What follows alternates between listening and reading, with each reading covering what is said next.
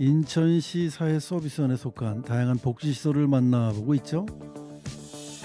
자, 우리를 위해서 어떤 도움과 지원이 가능한지, 또 어떠한 곳인지, 어떻게 이용을 해야 되는지 굉장히 궁금한 사항들이 많이 있는데요. 자, 그래서 오늘도 인천사회서비스원 돌봄사업부 백선영 주임과 함께 긴급 돌봄 서비스에 대해서 알아보도록 하겠습니다. 자, 자리에 모셨습니다. 안녕하세요. 안녕하세요. 반갑습니다. 자, 처음 나오셔서 좀 떨리시고 그러시나요? 많이 긴장한 상태입니다. 네, 긴장하지 마시고요. 본인의 업무를 얘기하는 거니까 편안하게. 우선 인사 말씀 한번. 안녕하세요. 저는 인천사회서비스원에서 돌봄사업부로 근무하고 있고요. 저는 백선영 주임입니다. 네, 반갑습니다. 자, 이제 이 돌봄 서비스가 사실은 코로나19가 유행했던 그 시기에 뭐 그런 많은 사례들이 뉴스를 통해서 이제 밝혀지지 않았습니까?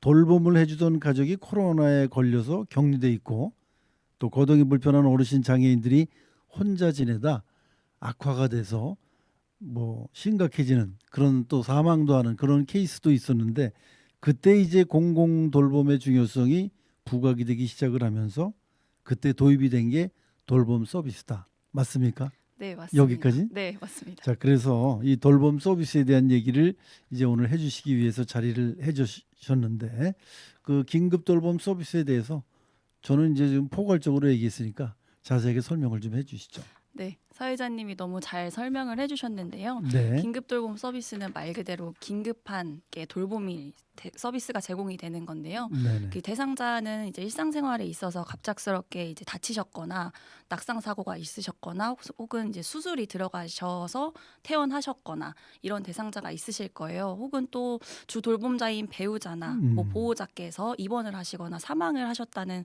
경우도 있으시겠죠. 그럴 때 이제 서비스가 들어가게 되는 거고요. 그렇게 네. 자격 대상이 주어집니다. 네네. 그래서 돌봄 공백을 좀 최소화하려고 이제 만든 제도라고 생각을 해주시면 될 것 같습니다. 이제 그 당시에 그 코로나로 인해서 보호자가 없어서 발생했었던 불행한 사고를 예방하기 그렇죠. 위해서 네. 만든 것이다.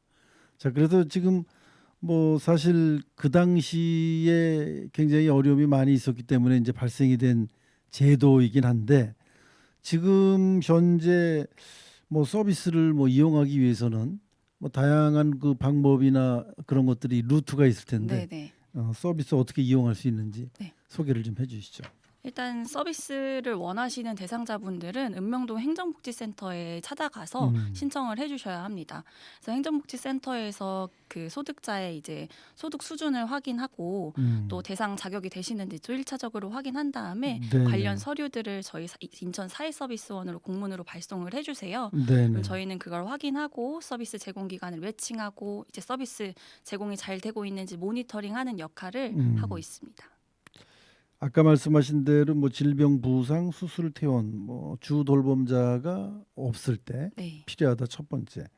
그리고 이제 뭐 장기 요양 서비스 판정을 받고 뭐 이렇게 어떤 순서를 기다리고 계신 분들도 있을 거 아니에요. 맞아요. 장기 요양 서비스 같은 경우에는 등급이 신청하고 바로 하루 다음 날 나오는 그런 경우가 그렇죠. 아니고 보통 1개월 조금 넘게 걸리는 경우가 있기 때문에 그럴 때 돌봄 공백이 발생하게 되잖아요. 네네. 그럴 때 이제 긴급 돌봄 서비스 한 달을 이용하시면서 등급 판정을 대기하시면서 서비스를 받을 수 있는 좋은 제도이기도 합니다. 네, 그러니까 이제 틈새가 네. 생기면 무조건 맞습니다. 이 돌봄을 제공하시겠다, 이런 뜻인 것 같아요. 네. 자, 그래서 이제 시군구에 신청만 하면 가능한 건 아닐 거 아닙니까? 뭐 예를 들어서 아무나 누구나 다 그냥 긴급하다고 다 되는 게 아니고, 긴급이라고 하는 그 기준이 내가 생각할 때는 긴급이지만 행정적으로나 법률적으로 생각할 때 기준이 아닐 수도 있잖아요. 네. 우선 답변을 드리면 일단 네네. 요거 대상이 되려면 긴급성, 보충성, 중복성 이렇게 요거 세 가지를 지켜주셔야 되는데요. 네. 긴급성은 말씀해주셨던 것처럼 긴급하게 이 사람이 돌봄이 필요한가에 네. 대한 거예요. 네네. 그래서 뭐 이렇게 예를 들면 진단서를 서류로 첨부를 하실 수도 있고 수술 확인서, 입퇴원 확인서가 될 수도 있겠고요.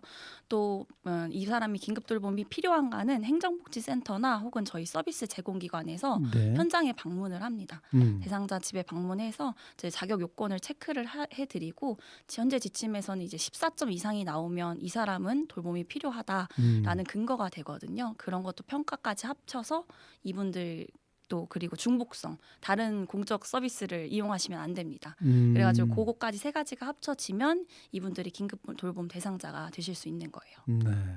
그러니까 긴급하다고 하는 건 뭐 본인이 느끼는 게 아니고 어떤 기준에 의해서 우리 그 주임님 같은 분이 이제 밖에 나가서 규정에 맞춰서 체크를 하시는군요. 맞습니다. 네, 거기에 이제 중복되면 안 된다. 네, 공적 돌봄 서비스와 중독이 되면 안 됩니다. 네, 네. 그 뭐 쉽게 얘기하면은 좀 까다롭기는 하네요. 그렇죠. 네, 네. 네.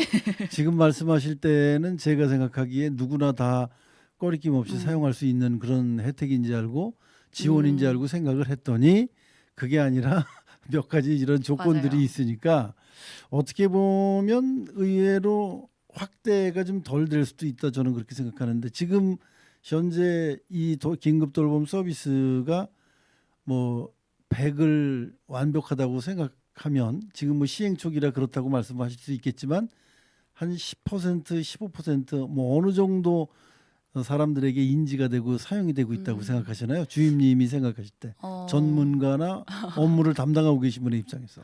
제가 지금 이게 긴급 돌봄이 본격적으로 시행된 거는 6월부터 지금 점차적으로 시행이 되고 있는데요. 네네.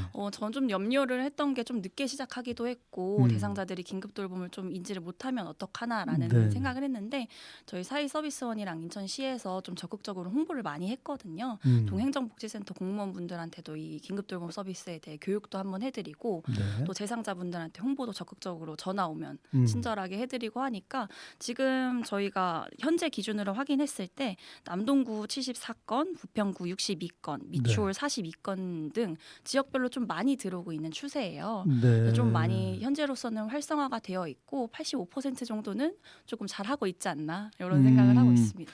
의외로 그동안 뭐 홍보를 많이 네. 하셨다고 말씀을 하시는데 저도 사실 이 긴급 돌봄에 대해서 저 강화나 미추홀구 그 제가 센터장님도 모시고 얘기를 해봤기 때문에 긴급 돌봄에 대해서 어느 정도 이제 사전 지식은 나름 있거든요.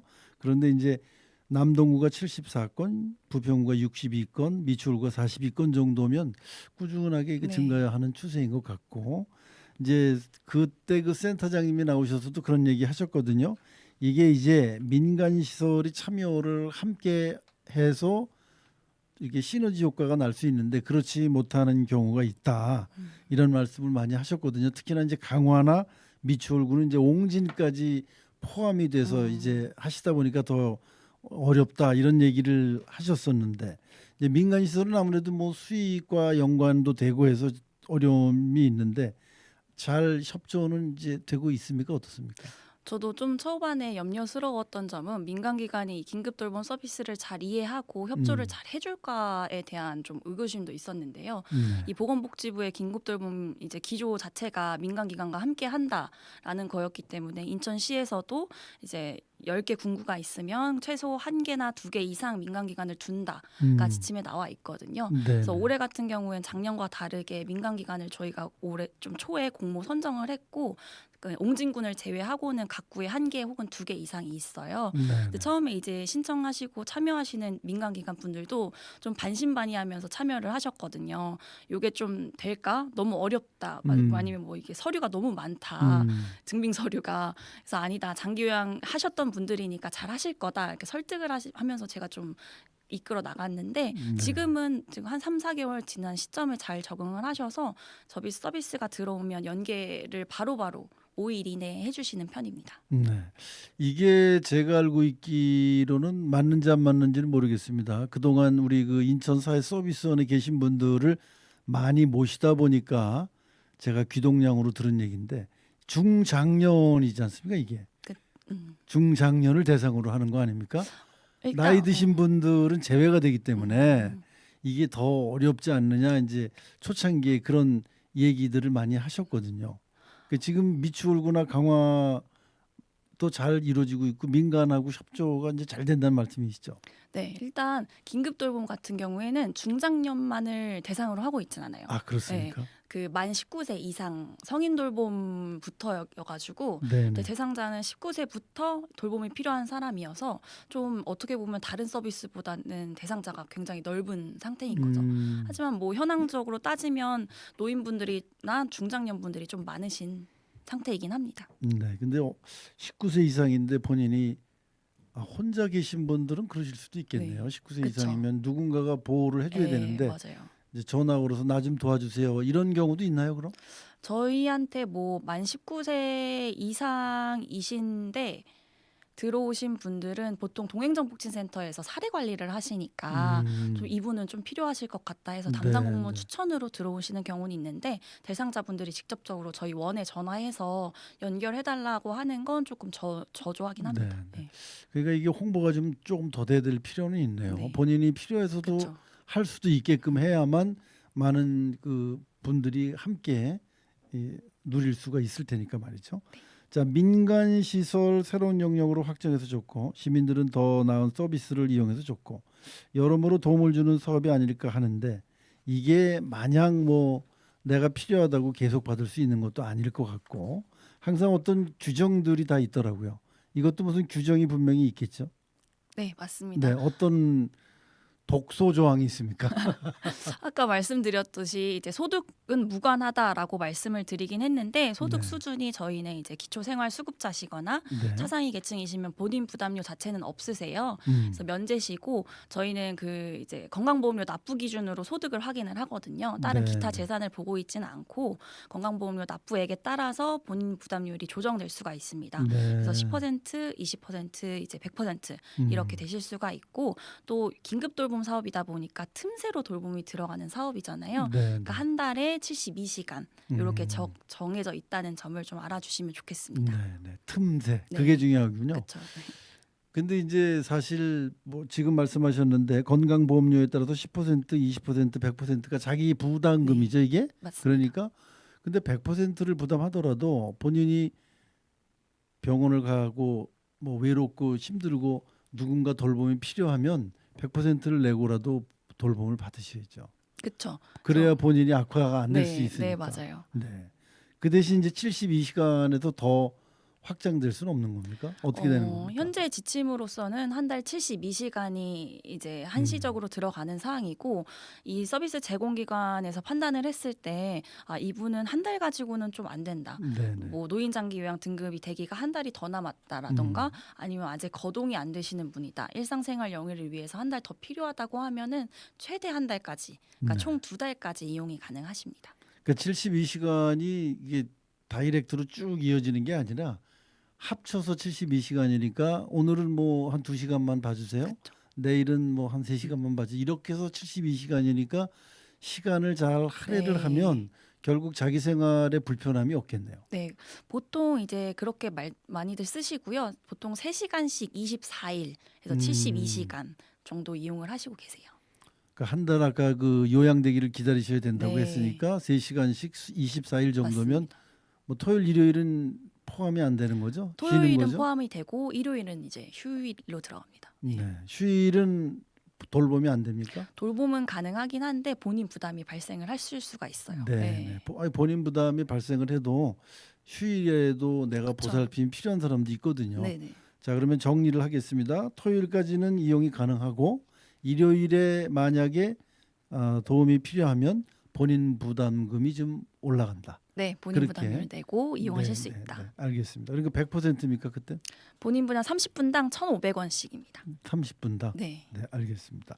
그 사실 뭐 굳이 돌봄을 받겠다면 그렇게 큰 부담은 아니라고 저는 판단할 수 있는데 왜냐하면 내 몸이 불편한 거니까 그렇죠. 그 정도면 지불할 만하다 이런 생각이 들기는 하네요. 저도 알겠습니다. 72시간이고 토요일까지 가능하고 휴일은 자기 부담금 100%또 시간당 1,500원. 요 정도만 알고 있어도 필요할 때 많이 돌봄을 받을 것 같습니다. 가령 예를 들어서 저희 어머님이 연세도 많으시고 거동이 불편하신데 제가 가서 돌봄을 못 보는 날도 있잖아요. 그때 우리 어머님 대신 이 아들 대신 우리 어머님을 돌보는 거 이거 가능합니까? 그렇죠. 가능하시죠. 그러니까 보호자가 없는 상황인 거고 이제 1인 가구인 상황이신 거니까 그럴 네. 때는 돌봄이 가능하십니다. 그럼 이제 저희 어머님 혼자 일인 가구로 되게 네, 있으시거든요. 네, 네. 그러면 이제 제가 보호자니까 제가 뭐 돌보지 못하는 사유 같은 것도 제공을 해야 됩니까? 맞습니다. 좀 정확하게 집어 주신 것 같은데요. 네네. 이제 보호자가 1인 가구일 경우에는 따로 증빙을 할 수도 안 하셔도 되지만 네네. 2인 가구일 수 있잖아요. 뭐 자녀 어머니와 자녀와 같이 사는 집이다. 근데 돌봄이 필요하다라고 했을 때 등본상 2인인데 왜 돌봄이 불가능하지? 라는 궁금증이 들 수 있잖아요. 저희가 네네. 봤을 때. 네. 그러면 이제 근로를 하시느라 이제 돌봄을 낮 시간에 제공할 수 없다라고 하시면 뭐 재직 증명서를 받고 있고요. 아니면 사업을 하시느라 그렇다라고 하면 사업자 등록증을 첨부해서 받고 있습니다. 네, 알겠습니다. 그거 필요할 것 같아서 제가 여쭤봤습니다. 자, 이런 이제 좋은 여러 가지 돌봄 서비스가 있음에도 불구하고 이제 이용하시는 분들이 간혹 뭐 불편하다, 불만의 소리 뭐 이런 거 있을 수 있지 않을까요? 어떤 불편이나 불만들을 제기를 하시던가요? 아무래도 가장 큰 뭐 아쉬운 점으로 말씀을 하시는 네, 거는 네. 72시간의 제한이긴 합니다. 아, 제한. 예, 72시간이 좀 짧다라고 이제 대상자분들을 좀 느껴지실 수도 있고 예를 들어 낙상 사고를 입으셔서 골절상을 입으신 분들은 노인분들은 조금 한 달이면 좀 더디세요. 네, 네. 그래서 회복이 더디다 보니까 한 달은 짧다.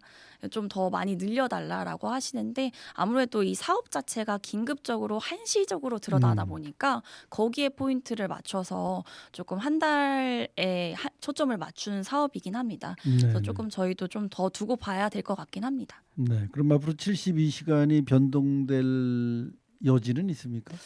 아직까지는 없지 않을까라는 아직 생각이 시행 초기니까. 초기니까 좀 네. 더 해보고 좀 장기 요양 대기자들이 너무 많다라고 하면 그때 네, 좀 네. 건의를 해볼 수 있지 않을까 싶긴 합니다. 네. 아직 실질적으로 운영된 건 그렇게 긴 기간이 아니기 때문에 72시간이 아직 짧다라고 이게 판정하기에는 네. 좀 문제가 사실 없잖아 있을 수 있겠네요. 네, 최소한 뭐 1년 정도 우리가 운영을 해본 것도 아니기 때문에 자 그렇다면 이제 이분들이 긴급 돌봄 서비스가 끝나고 나면 대상자들이 다른 서비스로 어떻게 연계 같은 게 되는 겁니까? 어떻습니까?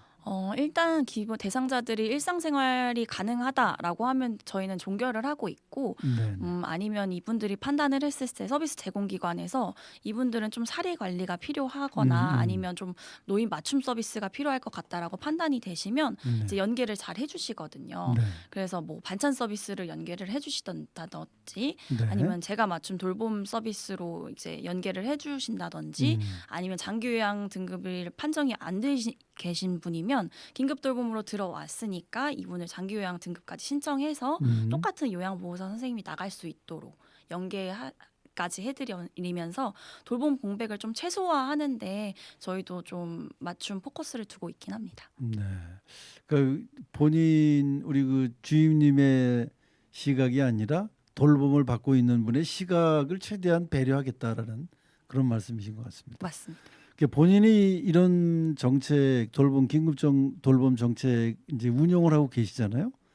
진짜 필요한 정책이구나라고 느끼실 때도 있습니까? 굉장히 이제 사례들을 다양하게 듣긴 하는데요. 네네. 그럴 때마다 긴급한 대상자에게 적절한 서비스가 들어갔을 때 이러한 시너지가 날 수 있구나라고는 정말 느끼고 있거든요. 네네. 뭐 예를 들면 이제 와상 환자여서 거동을 하실 수가 없는 대상자였었는데요.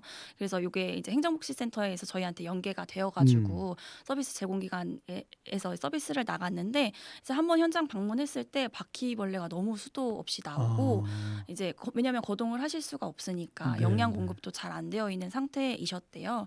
그래서 이제 바로 돌봄을 요양보호사 선생님이 또 들어갈 수 없는 집이어가지고 센터장님이랑 사회복지사 선생님들이 나서서 다 집을 치우셨다고 하더라고요. 그래서 막 다 치우고 또 이제 돌봄 생활의 질을 높이기 위해서 자원도 연계해드리고 뭐 세탁기를 연계해드리고 부탁드린다던가 이렇게 약간 센터장님이나 사회복지사의 이제 열정이 있으면 이 대상자가 좀 한 번에 생활의 질이 바뀔 수가 있구나를 전 이번 사업을 통해서 많이 느꼈거든요. 네. 또 긴급하게 돌봄이 적시적으로 잘 들어가기도 네. 했고요. 네. 그러니까 지금 말씀하시는 거를 제가 스스로 이렇게 정리를 좀 해보면 긴급 돌봄이 필요하다는 건 그만큼 긴급한 거예요, 그죠? 그러니까 얼마나 어려움이 많으면 지금 말씀하신 대로 집안 정리도 못하고 바퀴벌레가 막 왔다 갔다 하는데도 어떻게 처리할 수도 없고 이제 그런 것까지 긴급 돌봄으로 갖다가 해주시게 되더라 이 뜻이신 거죠? 네, 맞습니다. 네, 그래서 결국에는 이게 사회복지 긴급 돌봄 서비스가 아니라 사회복지 포괄적으로 도와주시는 그런 경우가 돼버린다 이런 말씀인데, 자 이제 뭐 나름 굉장히 요즘 이 긴급 돌봄 서비스가 관심의 대상이 돼서 많은 분들이 신청을 하고 계신 거로 알고 있는데 추가로 뭐 신규 접수 이런 게 좀 바늘구멍 같이 낙타 바늘구멍 같이 좁은 거 아닙니까? 어떻습니까? 네, 맞습니다. 올해 같은 경우에는 저희가 너무 적극적으로 홍보를 많이 음, 했나 봐요. 이제 네네. 활성화가 많이 되어서 이제 접수 자체는 올해는 좀 보수적으로 이제 하반기는 받을 예정이고요. 네. 그래서 조금 내년을 더 노리시는 게 어떨까 생각이 듭니다. 그래서 올해의 경우에는 조금 어렵고 내년에도 긴급 돌봄 서비스는 지속적으로 운영을 할 예정이니까 네. 내년에도 많은 관심 부탁드리겠습니다. 네, 홍보를 너무 많이 하셔서 이제 바늘구멍 같이 좁아졌다는 그런 얘기가 좀 안타깝긴 한데 그러니까 별도로 뭐 예산이 추가되거나 그러지 않고는 힘들겠네요. 그러면 네, 현재로는. 올해로서는 좀 힘들 것 같습니다. 네. 네. 앞으로 이제 홍보 좀 덜 하셔야 될 것 같습니다. 마지막으로 이런 긴급 돌봄 또 사회복지 분야의 여러 가지 일을 하는 사회 서비스원에 이제 종사하고 계신 분으로서 뭐 하고 싶은 말씀 같은 게 있으면 좀 해주시죠. 이제 긴급 돌봄 서비스는 이제 누구나 이용하실 수 있는 서비스니까요. 많은 관심 부탁드리고 궁금하신 게 있으시면 보건복지부 129나 사회서비스원으로 바로 연결되는 번호인 1522-0365로 전화 주시면 감사드리겠습니다. 네. 감사합니다. 네, 자 지금까지 인천사회서비스원 돌봄사업부의 백선영 주임과 함께 긴급 돌봄 서비스에 대해서 알아봤습니다. 돌봄이 필요할 때 이 번호 1522-0365 1522 365일 도와주겠다. 맞습니다. 그렇지. 네. 0365는 365일 네. 그리고 1522 일이 필요할 때는 두 번도 생각하지 말고 1522에 0365로 전화해라. 네. 알겠습니다. 자, 백선영 주인과 함께했던 긴급 돌봄 서비스였습니다. 그럼 오늘 말씀 고맙습니다.